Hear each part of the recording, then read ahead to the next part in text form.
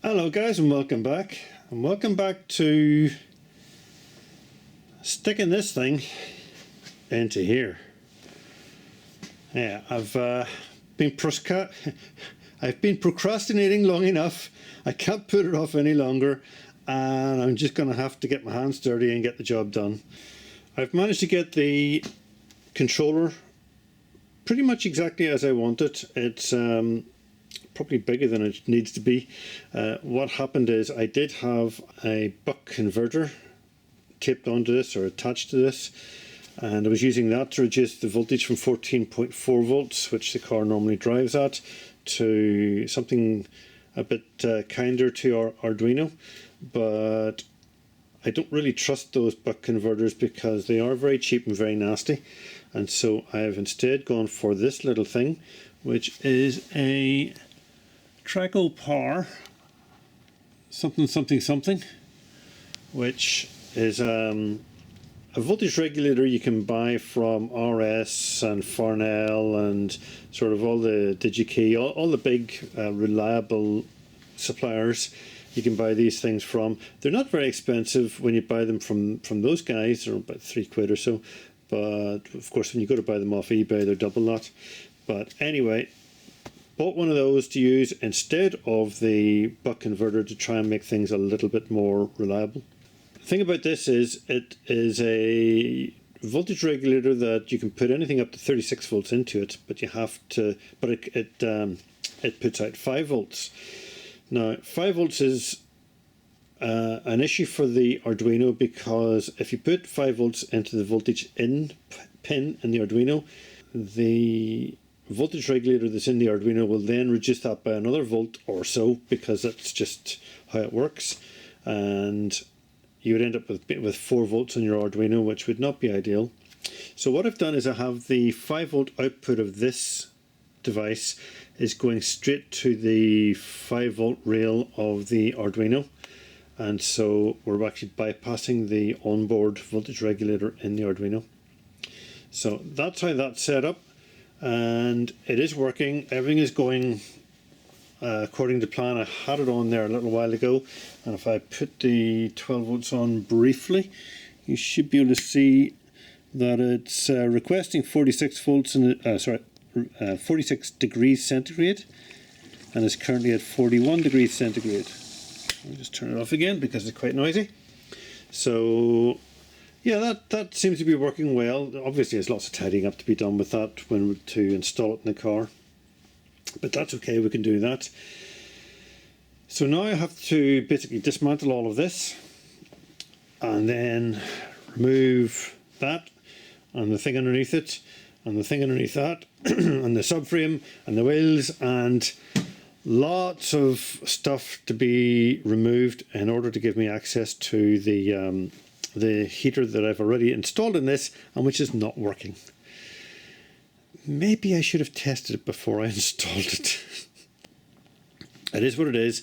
It'll take me a day or two to get this installed, but today's the day we're going to start.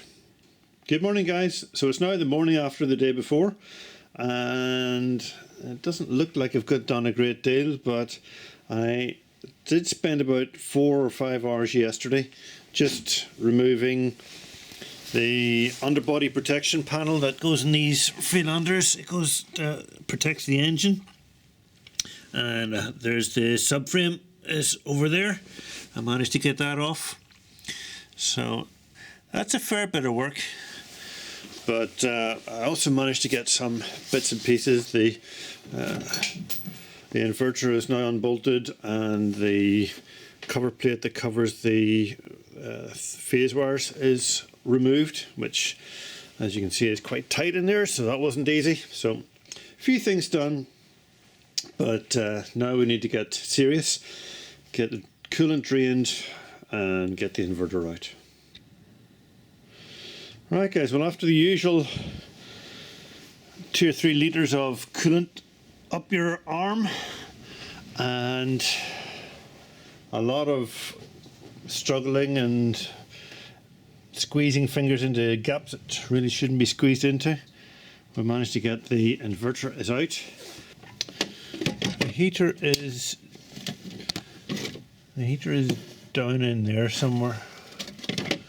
So, yeah, there's no alternative. I'm going to have to disconnect the charger and get it out of the way as well. So we're now a couple more hours into it, and we've had a lunch break, and now we're trying to get the bolts out for this. Now they've got this side, the 2 bolts are out. Actually, I only had 1 bolt in, and this side we're just starting to get the 2 bolts out. It's all very tight. The problem I have is that this was all put in first, and then these batteries were all put in. Now I do not want to have to rip out all those batteries, so I'm going to try and work with what we've got, but the batteries might have to come out. Okay guys, another couple of hours later, and we've got the charger out. Oh, what a bollock of a job this is. And I've just realised that this stabilising bar which goes across here could very well be in the way. I think what I did was I put the heater in before I even put this top cradle in. It's 5 o'clock on the second day, and we finally got the bagger out, and as you can see I had to actually cut the hose in the end because the clip that is supposed to squeeze and slide back had actually broken. It's now out, but I now have the problem of trying to figure out how the heck I'm going to put the new one in. It's quite possible I may have to take a lot more of that stuff out just to get in there. All of this pipework was in the way every single time I went to do anything, because of course all that was put in last. Morning guys, we're now on to day 3 of this debacle. We've got the old heater out and we've tried test fitting the new heater, and the bad news is it doesn't fit. At least it doesn't fit when I try to put it in horizontally like that. I believe I can fit it like that, although I haven't actually tried test fitting it yet, but I think it should go in that way.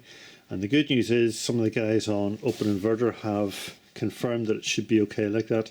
So long as the pipes, inlet and outlet, are pointing up the way, it should be fine. There should be no possibility of airlocks or air getting trapped inside it.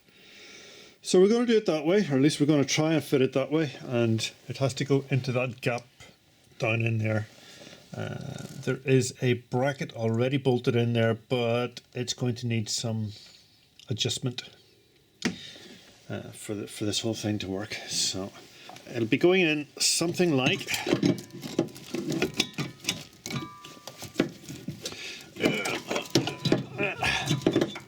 if I can get it in, something like that. So after a lot of faffing around and trying it here and trying it there, this is what I've come up with. You can see that's the heater on its side with the 2 inlet and the outlet pointing up, so that's okay.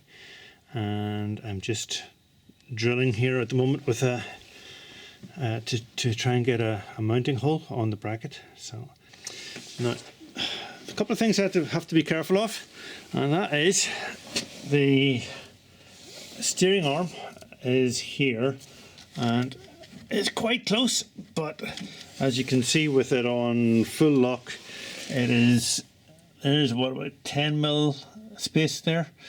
And what I'll probably do is, once I get those bolts tightened up, I'll just bend the bracket a bit so that the whole thing goes in that way a bit, and get me another few mil clearance. That's one thing. You can't really see it very well, but further in there is gear linkage, which I also need to be careful of. In fact, that's it there. That's the gear linkage, and there's other bits to it there that move around, so I need to be very careful of those as well, that they don't foul either the high voltage cables or the unit itself, the heater itself. but I have about 20 or 30 mil clearance, so should be fine. Okay guys, so I'm a little embarrassed to admit that this is now day 6 of the job of replacing the heater in this car. Not 6 full days obviously, but my problem has been trying to get the hoses the right shape and the right position and cut the length and all of that sort of thing. It's not easy when you're working with old hoses, and probably I should have bought a load of new hose, but I didn't. I'm working with what I've got. Basically, I've been fighting this every single step of the way. Everything I go to do is a fight. I'm fighting for space, I'm fighting for hoses, fighting for clamps, just everything has been a battle. It's not ideal. I'm quite sure if I was a really smart person I'd be able to do it much better, but I'm not. I'm a bit thick and we're just going to have to live with what we've got. I'm going now, once I get that, I'm pretty close to having this complete, and then I'm going to have to start reattaching the brake boost vacuum pump, getting that repiped because I had to take that off to get this fitted as well. I have been tidying up things as I've gone along. I mean, things like this cabling here has been kind of tidied up, and put new ends on different bits and sort of trying to tidy up a little bit as I've gone along, but I'm slow, and what can I say? I'm slow, always have been slow, always will be when it comes to this sort of work, because partly because I don't know what I'm doing, I'm making it up as I go along, and partly because what I'm doing is kind of complicated. Right, well, we have now managed to plumb the heater matrix and the heater pump and the heater itself. And I thought all was going well right up until I looked in there in the back. I don't even know if you'll be able to see it, but basically I got under the car and looked up, and in the back of that box, there, and behind that is where the heater matrix pipes are, and there's a leak. So we have now crawled under the car, and if I can just try and zoom into it, that is the pipe that we're talking about and the connection we're talking about, and that little drop of blue stuff is the coolant that is coming out of that pipe. And the reason we're under the car is because it's the only place I can get to it, or rather, that was the only place I could see where the leak was, or where it was coming from. And to get, let me just zoom out again, to get to it, to sort that out, all of this stuff has to come out, the battery box has to come out, and I am not a happy bunny, I can assure you. I did not want to have to go back in there again. I'm going to start by trying to take the lid off, because the lid isn't actually secured on this. I'll try and take the lid off, move it back out of the way a little bit and see what access I can get, but I really don't think I'm going to get very much. Wish me luck, guys. Okay guys, I have just attempted to move the lid, and even with the lid moved out of the way a couple of inches, it made no difference. I have zero access to that pipe, so the only way I'm going to get at it properly is to remove all of that stuff, and doing so will also involve disconnecting everything in here.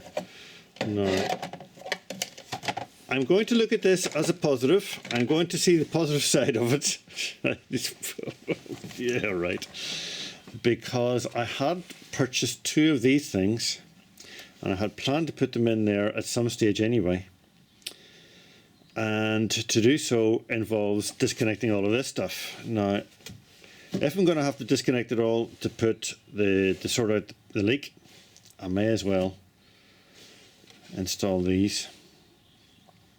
And with any luck, what that will mean is that all connections will be physically screwed into these screw terminals, instead of using these things, and everything will be neater, everything will be individually fused, and in theory that should be a much neater installation. Well, not in theory.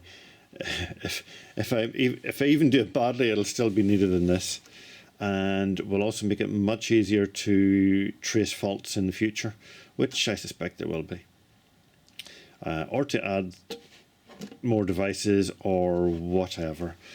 So we're going to see the positive side of it. First thing we're going to do is I'm going to document every single cable I disconnect from here.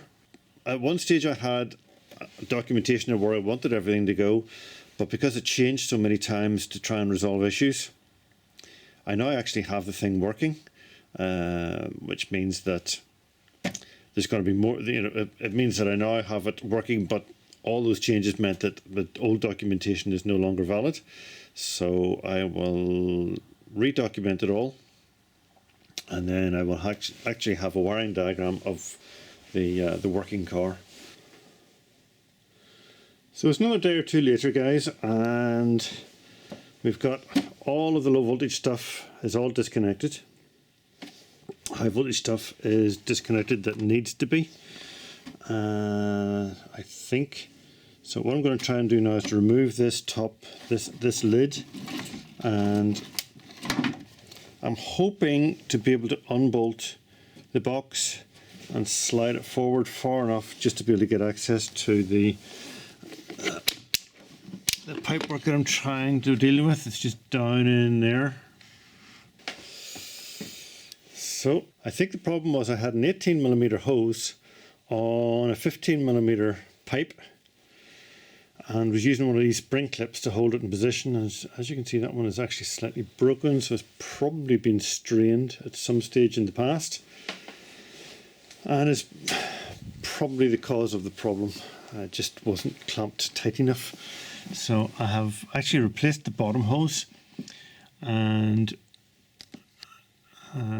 like you can see, I have put two hose clamps, reasonably good quality stainless steel hose clamps, in place of those spring clips. Now I know in theory the spring clips are fine, but only if they're used with the correct hose on the correct size fitting. So in this case we'll clamp it up that way. I've replaced, like as I said, I've replaced that bottom hose, which wasn't really the right shape. This is the replacement, which may even have been where it came from in the first place, but it is the correct size hose for that fitting. So that should be okay. We've got that all sorted. This is the original hose, and I'm just going to have to replace it with that one. So that's okay, all good.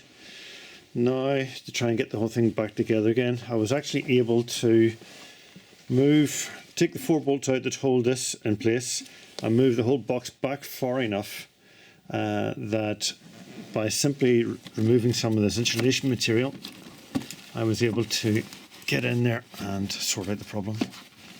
It's back in. So I'll try and get that insulation material back in again as best I can. It's not really a big deal.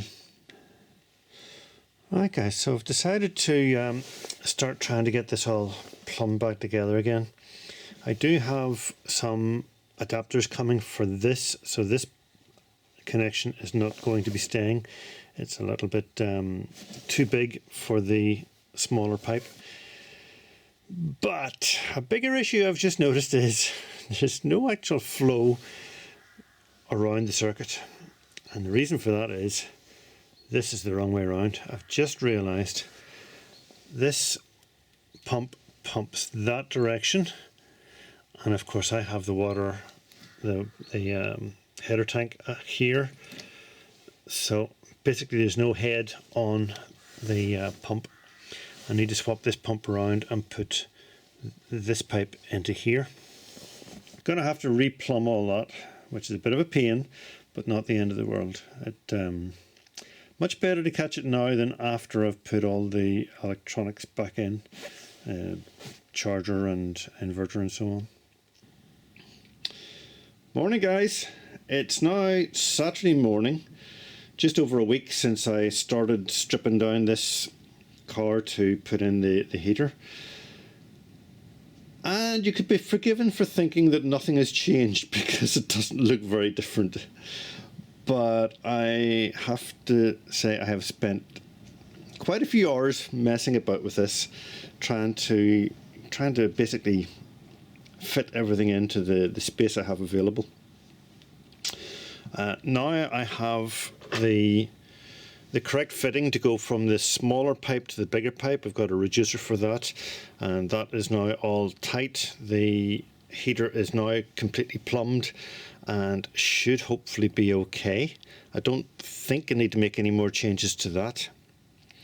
And the vacuum pump has been fitted in sort of a different position. I had to move the vacuum pump because the new heater the new heater is taking up quite a bit more space than the old one did. So I had to relocate the vacuum pump. I'm hoping that this will be okay. I have tested it, it does work, so I think it should be fine. What this is, this little switch turns on at the moment it's just set up to turn on the pump, the heater pump. And if I was to turn that on now, after a few seconds we should start to hear the water pumping around. So that is this pump down here, which is now going full blast. And if I move the light down a little bit closer to the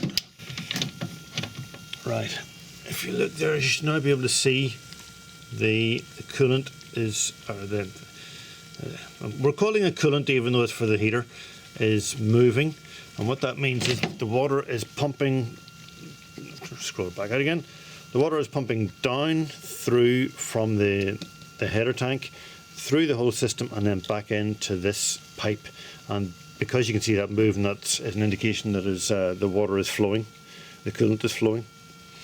Yeah, you can actually see it slightly better from that angle now.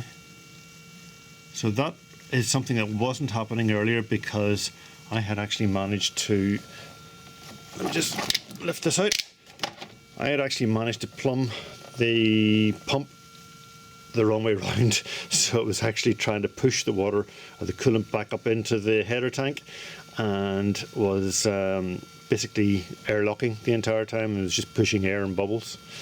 So that's better. I will be controlling this pump and reducing the rate that it's pumping at. It doesn't need to go full tilt the whole time. So now at a position where I can start tightening all this lot up and getting it ready for the charger to go back in. Charger goes in first, it goes in this bottom part, and then the inverter goes on top. Right guys, well after a lot of struggling and swearing and whatever, we managed to get those two bolts in and get this little bracket in place to secure this side of the the charger. And I think all of the plumbing is 100%. Obviously I still need to plumb the charger and the inverter, but the heater is plumbed. The vacuum pump is plumbed and I've tested it, it's working. 2 bolts here and 1 bolt on this side is going to be sufficient to hold this in place. Get the plumbing in for it. There's just one hose to go on there which comes up to here and then joins in with the inverter. And once those bolts are all in, then we can start and get the inverter in. Right guys, well we have the inverter and the charger back in again, and we have most of the pipework and all of the pipework is all back in. The hoses are all reconnected, and we have the coolant back in the header tank, and the whole system is pretty much bled. Now, while I would love to be able to tell you that that all went smoothly, I have a confession to make. And the confession is to do with those two bottles down there. And if you look carefully at the one on the left, you will see that there's something on it which is not entirely compatible with coolant.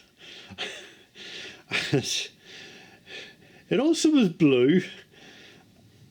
I have to admit, I actually put screen wash into the coolant bottle and then proceeded to flush it through the system. And it took 2 days to get that screen wash out of the system. I have been bleeding and flushing and flushing and bleeding for 2 days now to try to get the screen wash out of the system that I accidentally put into it, because I was too stupid to read what it said on the side of the bottle. Screen wash is very foamy, and it is not, bad idea to put it in there. So we have it all back together again now, so I'm now in a position where I can start to work at this, the low voltage junction box.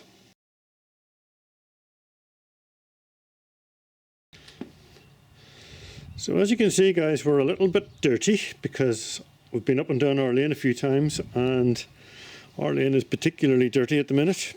That's good though, that's good news, because it means we've actually been driving the car.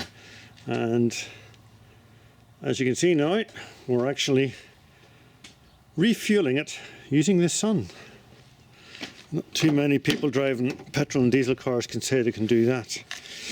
But the other great news is, if we zoom in down there, we have managed to get the heater working. I'm actually printing a little knob at the moment, so I'll go up into the office and see how the knob is coming on. And there is our little knob. It's coming on nicely. It's almost finished, in fact. Zoom in on it. Just doing the top couple of layers, and then we'll have a knob for our heater control.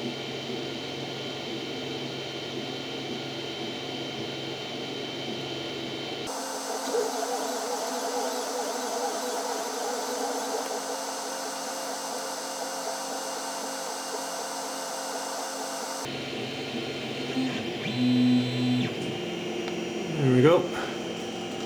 Our knob is complete. Okay guys, well now we have completed the installation of the heater. It appears to be working, and as you can see, I've got a knob. I printed out a 3D printed a knob for the controller for it, and if I turn that, you can see I'm turning up the requested temperature and the actual temperature. So what happens is, if I turn that knob up to say 63, then this is the current temperature that the coolant is at, and that will now rise.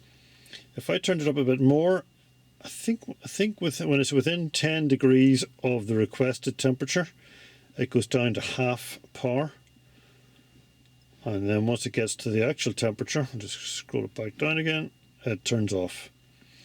So if I set it to 57, then that should now slowly start to climb up to 57, and then it'll turn itself off.